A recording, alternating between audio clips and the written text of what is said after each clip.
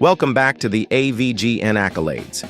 As I mentioned before, I'm here to showcase the very best and the worst of the past 21 years of the angry video game nerd.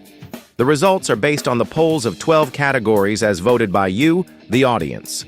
Let's kick off part 2 by finding out which of the following scenes is worthy of being the most epic AVGN moment. But people like a good challenge. You want a good challenge? Try beating Zelda 2 with the Power Glove. Yeah, that's a laugh. In conclusion, it's still a great game, but many consider it the black sheep of the Zelda franchise.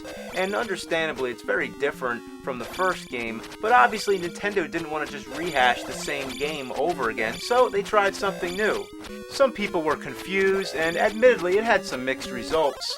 But it had a legacy of its own. It was the first Zelda game to have towns to visit and to have a magic meter, and many games copied its style, such as Battle the Olympus and even Rambo. Bottom line, it's a good game, but a very frustrating one.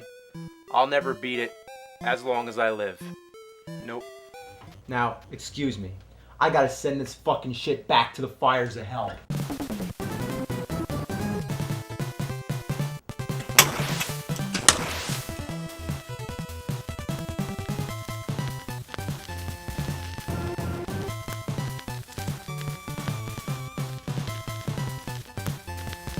Playing this is like trying to thread a needle while it's spinning on a record player. It's like trying to drive a car blindfolded. You would not want to try that, nor would you want to try this game. Kid Kool is not cool.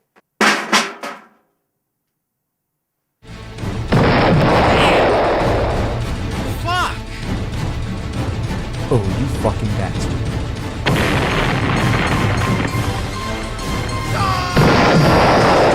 Game's being ass! Shit! Think, goddammit!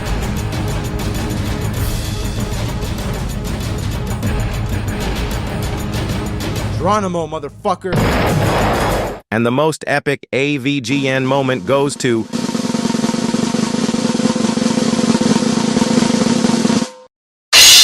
beating Shadow Link with the Power Glove in Zelda 2. I guess the Power Glove isn't worthless after all. Now for the most cringe-inducing moment from the AVGN. And you know, who would ever be named Butthead anyway? Maybe his parents intended it to be pronounced Butthead. Ah, silly me. I'm such a shit feed. Who'd have ever thought it'd be self-explanatory? Drop the item in the fryer by selecting drop. It's just gooder. You don't gotta figure out what button, but on. I said butt on. What were they thinking?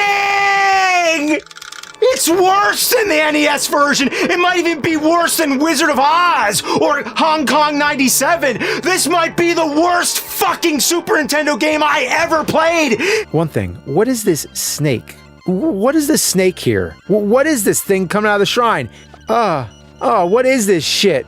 To sum it up, this might be the worst gaming thing I've ever seen, and the worst thing the 90s has to offer in general. It's mind-numbing bullshit your grandparents could have written. It'll make you avoid a Howard Johnson hotel at any cost, where kids go hojo. And the most cringe-worthy moment goes to